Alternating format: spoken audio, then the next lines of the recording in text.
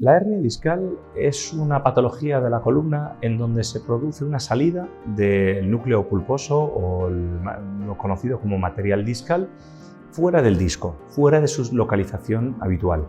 Esa salida, en la mayor parte de los pacientes, no pasa desapercibida, pero sí que puede no tener ningún síntoma, es decir, haber pasado un pequeño periodo de dolor y luego pues, ser un hallazgo casual simplemente en una resonancia. Pero en otros muchos sí que esa salida del disco puede comprimir ya sea las estructuras neurológicas, raíces neurológicas, la médula espinal o el saco en global, si es una hernia muy grande.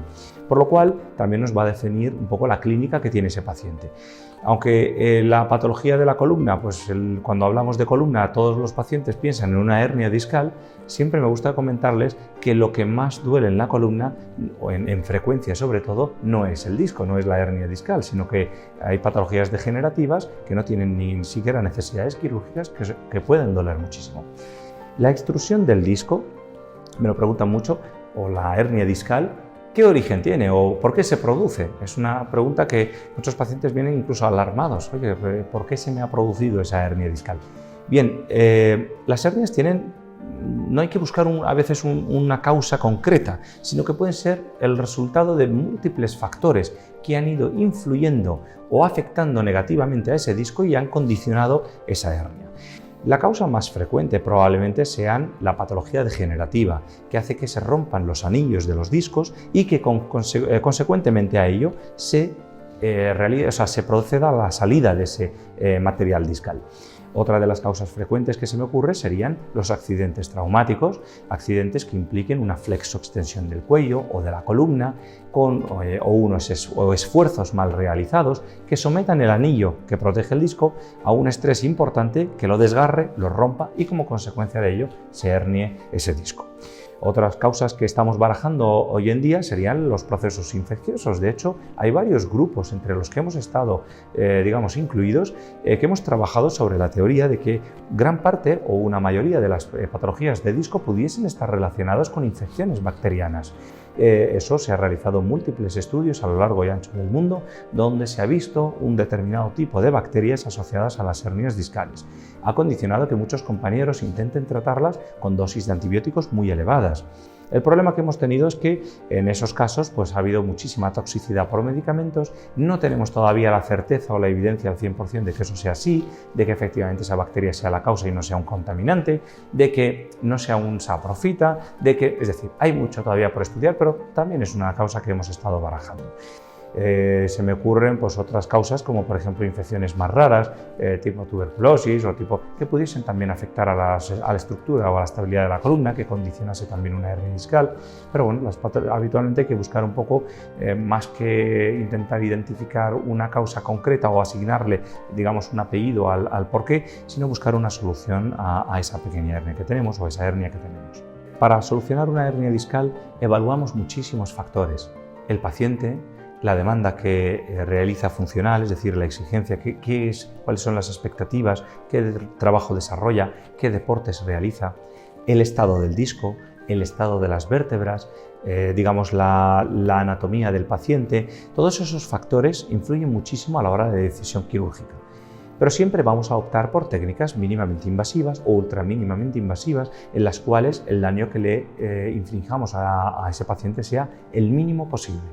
De ahí que la cirugía, por ejemplo, de nuestra preferencia siempre va a ser la cirugía endoscópica de columna, que es probablemente de las menos agresivas que podemos realizar. Hay ciertas patologías como por ejemplo pequeñas hernias discales o pequeñas protrusiones que puedan reducir o comprimir, las estructuras neurológicas. Hoy en día estamos buscando alternativas como los implantes, por ejemplo, intradiscales. Uno de ellos lo veréis próximamente en nuestros vídeos, que permite una retracción de esa hernia hacia el interior del disco y con ello mejorar ese estado de la protrusión sobre las estructuras neurológicas. Pero siempre vamos a buscar técnicas mínimamente invasivas adaptadas a cada uno de los pacientes para darle el mejor resultado con la mínima agresión. Para la cirugía del paciente de una hernia discal, por ejemplo, siempre vamos a requerir los pasos que realizamos en cada una de las intervenciones, que sería exploración precisa del paciente, revisión de los estudios radiológicos y luego el estudio preanestésico, que nos permite tener una idea de que ese paciente está sano o no, qué riesgos vamos a tener anestésicos o quirúrgicos, cómo realizar la intervención. En muchas ocasiones nos condiciona hasta un protocolo especial, dependiendo de cada paciente, y con ello llegar a un nivel máximo de seguridad para el paciente. Pero prácticamente el protocolo es el protocolo que aplicamos en todas las intervenciones. No hay nada especial que tenga que realizar el paciente para operarse de una hernia discal. Los estudios previos son los comunes a prácticamente todas las patologías. ¿Qué pasa después de ser operado de una hernia discal? Es la gran pregunta. Me lo preguntan muchos pacientes y veo miedo a veces, veo excitación, veo un querer volver rapidísimo a la actividad, otros que quieren alargarlo por el miedo a que no pase nada. Es decir, hay muchísimos perfiles y muchísimos pacientes y cada uno pues somos un mundo. Es difícil definir o determinar cómo ha de comportarse un paciente después de una intervención de manera tan precisa como a veces me exigen, pero puedo daros una línea general. Es decir, y lo podríamos quizá diferenciar en función de la técnica. Por ejemplo, la cirugía endoscópica de columna, que es muy poco agresiva, me permite una movilización del paciente muy rápida. Me permite que pueda volver a su trabajo y a su vida cotidiana de manera más rápida. Prácticamente, por ejemplo, la vida normal de paseos, de irse al cine a tomar algo, prácticamente el mismo día de la intervención lo puede realizar. Dado que el dolor va a ser mínimo, dado que la agresión ha sido mínima, no hay sangrados, no hay puntos, hay un puntito, o a veces ni eso, en la espalda del paciente, me permite decirle que si ese día quiere ir a celebrarlo, a tomarse un café con los amigos, lo puede hacer perfectamente. Si hacemos una cirugía abierta, implica más agresión, pero claro, dentro de la cirugía abierta hay muchísimos tipos de cirugía. Puede ser una hernia, o puede ser una artrodesis, o puede ser una hemilaminectomía, o puede ser... Entonces, en función de cuál es la patología que hemos tratado, pues requerirá más o menos tiempo, pero en líneas generales, si el paciente está operado de una cirugía abierta, lo mínimo que tenemos que hacer es una movilización muy cuidadosa para que los tejidos cicatricen, los puntos cicatricen bien, no sudemos para que no se nos infecte, etcétera, que son cuidados de la herida quirúrgica. Y luego tenemos que ver cuánto le duele a ese paciente, porque ha habido una disección, un trabajo sobre los tejidos blandos, sobre el músculo, sobre el hueso, por lo cual la recuperación obviamente va a ser un poquito más lenta. No precisamente tiene que ser dolorosa, pero sí es cierto que tenemos que tener un poquito más de cuidado.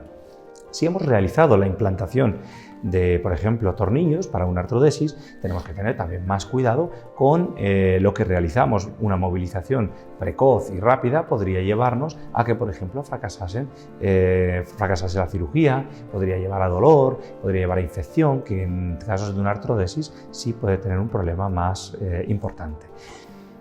Yo diría que si lo toleran los pacientes sometidos a una cirugía abierta, vida tranquila, intentar no coger esfuerzos, no coger pesos, pueden hacer una vida pues, cómoda y más o menos calcularía un tiempo de baja que oscilaría de 3 semanas para arriba, en función de las necesidades de cada paciente, claramente. Hay pacientes que están hasta 6 meses de baja porque su trabajo, pues a lo mejor es un trabajo muy agresivo o muy demandante, de alta demanda funcional, requiere más recuperación. Tenemos que recuperar ya no solo la cicatriz, sino que tenemos que intentar conseguir que parte de esa fusión que hemos intentado realizar en la artrodesis esté conseguida, que haya más firmeza en los tejidos musculares, que luego gane él esa fuerza muscular para poder desempeñar su función, por lo cual la recuperación, digamos, varía muchísimo. Una de las preguntas más frecuentes a las que nos enfrentamos en la consulta es si después de operarme de una hernia discal volveré a estar en un estado al 100% como antes de tenerla. Esto depende de muchos factores. Diría que los que más tengo así en mente serían experiencia de cirujano, técnica aplicada, localización de la hernia y patología concomitante, es decir, cosas que estén asociadas a esa hernia, porque muchas veces lo que duele no es solo la hernia, sino hay más factores. Pero a priori, un factor determinante de la recuperación, de ese significado que busca el paciente o esa recuperación, ese porcentaje que está esperando escuchar de nuestras bocas, va a depender del tiempo que tarde en liberarse la compresión neurológica. Es decir, no es lo mismo que se hernie el paciente 2 días y que le operemos rápido y le quitamos esa hernia, y no tenga ninguna patología asociada, por lo cual la recuperación de ese paciente en términos de porcentaje probablemente esté cercana al 100% y en un tiempo rápido, es decir, en un tiempo récord.